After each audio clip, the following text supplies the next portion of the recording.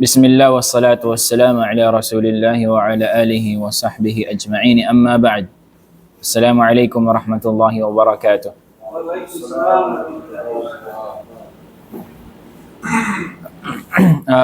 Unang-una, syempre, pasalamatan at purihin natin Allah subhanahu wa ta'ala. At alhamdulillah, isang pagpalang araw na binigay sa atin ng Allah at binilang niya tayo sa mga nandito na walang ibang hangarin kundi ay sambahin lamang at dakilain at pag-aralan ng relihiyon ng Allah subhanahu wa ta'ala. So, umabot na tayo dito sa Wahda Thalitha, lesson 18 inshallah. Inshallah, hintayin nyo lang si Brother Joderick pati si Ibrahim, si Sultan Ali. Siya yung magturo sa inyo inshallah sa Arabic, paano magbasa inshallah. Si Brother Walid po, marunong na po kayong bumasa? Marunong na po kayong bumasa? Oo nga, hindi po, marunong na po kayong bumasa ng Arabic, hindi pa? Okay. So, hintayin lang inshallah. So, for the meantime, inshallah, habang wala pa siya, makinig na lang muna po kayo inshallah.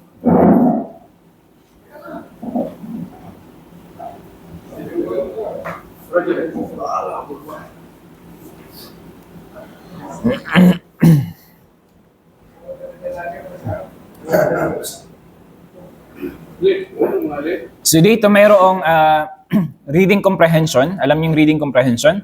Alam niyo naman siguro yun.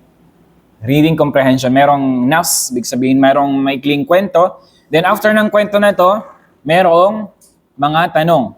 Okay? Merong maikling kwento at merong magiging tanong. Okay? So dito pakinggan ninyo. Bismillahirrahmanirrahim. Ahmadu yaskunu fi shaqqatin jamilatin. Ash-shaqqatu fi hayyil matar. الشقة في الدور الثالث في الشقة 5 غرف في غرفة النوم سرير في غرفة الجلوس أريكة في المطبخ فرن في الحمام مرآة. Kung mapapansin nyo dito, ito yung mga nakuha natin nakaraan na mga words, di ba? Arabic words. At commonly na ginagamit natin at commonly na nakikita natin yung mga words na ito. Tulad ng shakka. Ano ibig sabihin ng shakka ulit? Apartment. Hayyil matar.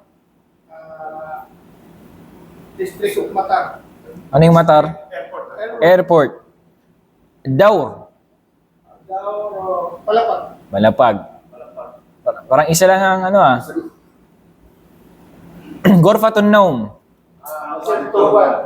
Sarir. Cortina. Sarirun. Sarirun. Yan ang sarir. Ano ibig sabihin ng sarir? Doon ka natutulog. Taligaan. Ha? Katre. Okay. Magkaiba yung kama sa katre. Ay, iba po? Opo. Yung?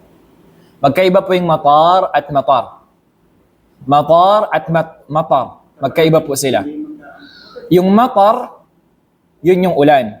Ang matar, mayroong alif na mad, yun ay airport. Dito sa Arabic, isang letra minsan nag-iiba. Bigyan kita ng sample pa. Halimbawa, yung puso sa Arabic ay qalbun, bilqaf. Pag sinabi mong aso, kelbun, kaf. Magkaiba sila. So isang letra lang yung nagkaiba. So at marami pang mga sample sa Arabic. Kaya bakit mahalaga yung tamang pronunciation sa Arabic? Ganon yung kahalagahan yung tamang pronunciation para nang sa gayon hindi mag-iba yung meaning niya. Ganon din siyempre sa Quran, mas higit sa Quran. Kasi yun bakit salita yun ng Allah subhanahu wa ta'ala. Kaya hindi bilang isang Muslim, pagdating sa Quran, kailangan bigyan ng pahalaga at hindi yung magiging pabaya. Ibig sabihin kasi ng iba, okay na sabi niya, marunong na ako magbasa ng Quran. Pero hindi niya iniisip doon yung ma'na, yung meaning doon. mag-iba. Okay? So yun, balik tayo dito. So sabi dito, Ahmadu yaskunu fi shaqqatin jamilatin. Ano ibig sabihin nun? Ahmadu yaskunu fi shaqqatin jamilatin. Di ba yung shaqqa, ano ibig sabihin ng shaqqa? Apartment. Eh yung jamila? Maganda. Ibig sabihin nun? Magandang apartment. Hindi mo apartment maganda. Magandang nauna yung katangian bago yung tinatangi. Okay, yung bagay.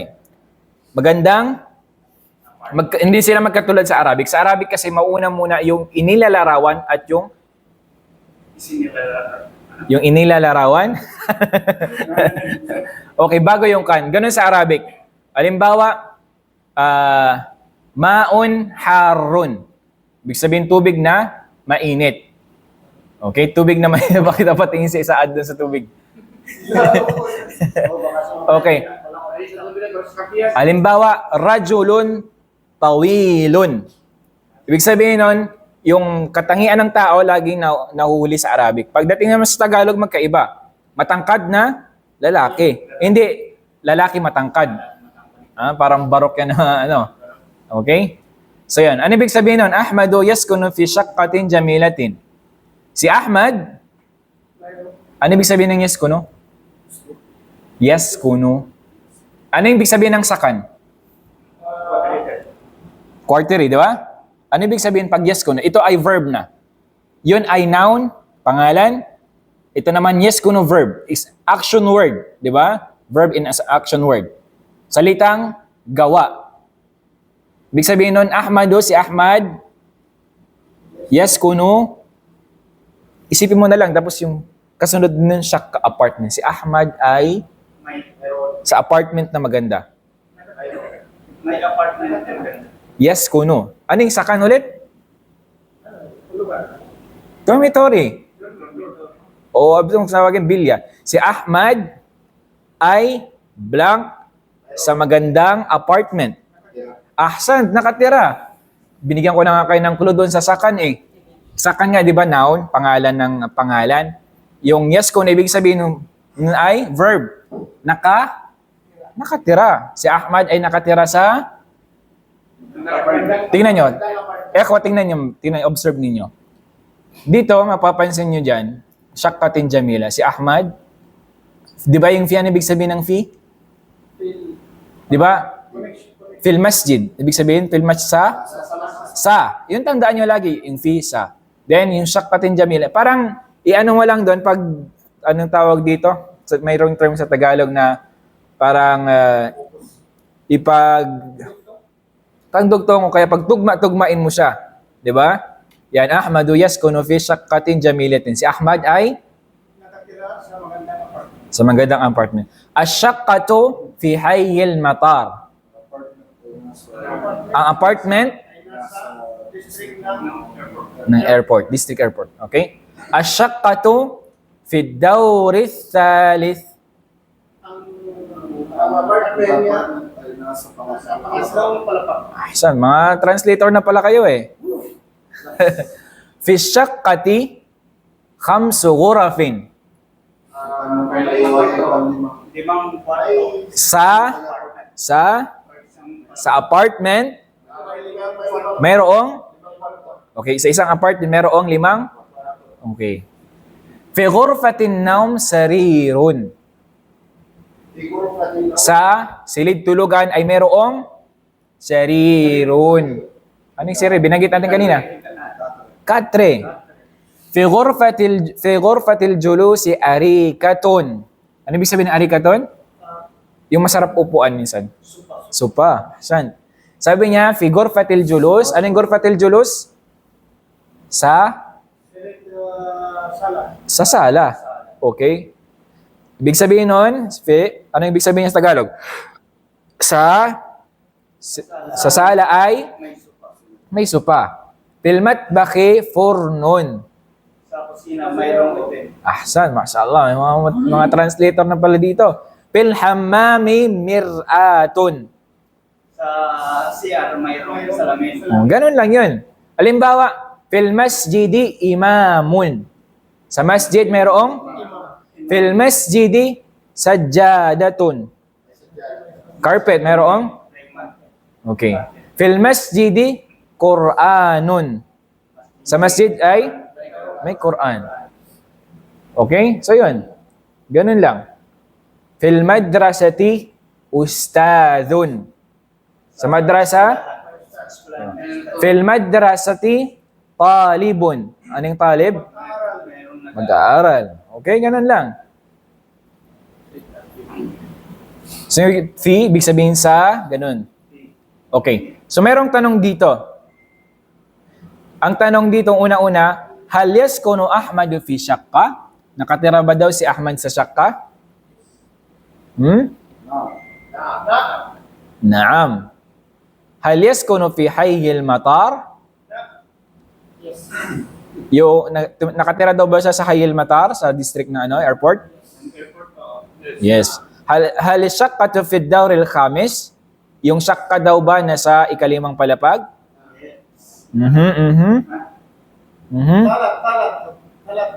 Thalith. Hindi khamis. Hindi panlima. Kam ghurfatan fi syaqqa?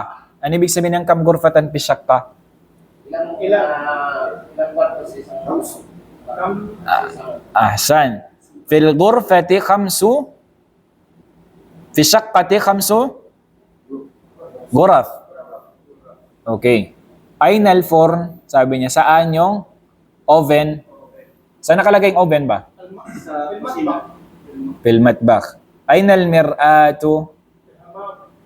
Ma'am. Ainas sariru? Fil hamam din? Doon pala matulog sa hamam. Sa gurfa. Ainal arika? Ito. Gurfa? Gurfatul julus. Okay. Yan, tadrib kalima. Tadrib na lang yan.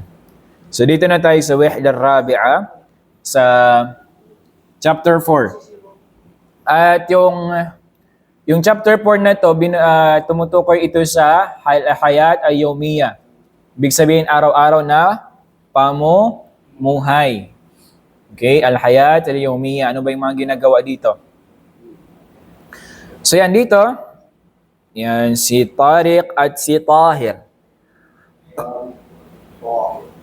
Sabi ni Tariq, mata tastayqidhu.